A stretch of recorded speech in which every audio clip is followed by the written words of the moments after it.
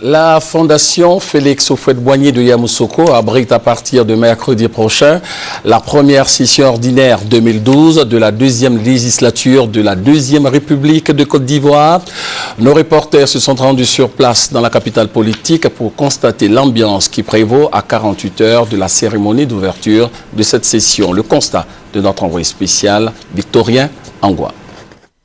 Tout est presque prêt à la Fondation Félix Houphouët-Boigny de Yamoussoukro pour l'ouverture solennelle de la première session ordinaire de l'an 2012 de l'Assemblée nationale.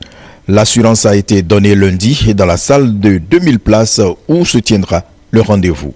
Nous avons déjà mis les pancartes pour indiquer là où chaque groupe parlementaire va s'installer. Nous avons mis le drapeau, nous allons installer l'armoirie.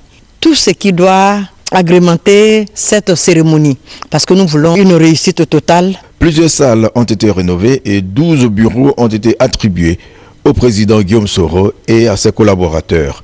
Arrivé à Yamoussoukro dimanche, le président de l'Assemblée nationale a ouvert lundi la session extraordinaire. Conformément aux dispositions de l'article 63 de la Constitution et de celle de l'article 2 du règlement de l'Assemblée nationale, je déclare ouverte la première session extraordinaire de l'année 2012. L'appel nominatif a fait remarquer la présence de 242 députés sur 252. Le quorum est de 127 députés, donc atteint.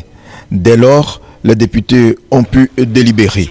Invitation leur a été lancée pour faire des observations sur le procès verbal sommaire de la séance inaugurale de la deuxième législature de la deuxième République tenue le 12 mars 2012. Il a été vu et revu. Après quoi, l'ordre du jour de la session extraordinaire a été épluché. La présentation des groupes parlementaires, la mise en place du bureau de l'Assemblée nationale, la constitution des commissions et communications diverses. La rencontre a été clôturée par la conférence des présidents. Un calendrier parlementaire a été établi lors de la conférence. Et sur place à la Fondation Félix Houphouët-Boigny, notre reporter Victorien Angwa nous présente une visite guidée de la salle qui va accueillir les parlementaires ivoiriens ce mercredi à l'occasion de la cérémonie officielle d'ouverture. Victorien. L'Assemblée nationale de Côte d'Ivoire sera constituée de 5 groupes parlementaires. Le RDR avec 136 membres présidé par Amadou Soumaoro, le PDCI-RDA avec 88 membres présidé par le général Gaston Wassenankone, le DPCI avec 9 membres présidé par Denis Mamadou, le groupe Dialogue constitué de 11 membres est dirigé par Saraka Kona Adolphe et le groupe Espérance avec 8 députés présidé par Tchekeno Robert.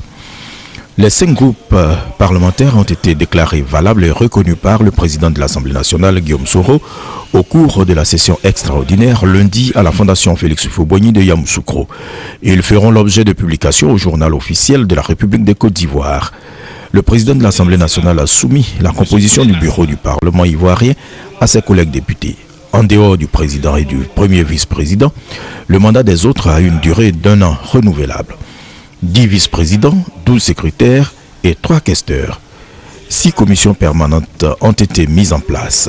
Après négociation avec les groupes parlementaires, indique Guillaume Soro, les présidents Bamba Afoussi conduit 48 membres dans la commission des membres des affaires générales et institutionnelles.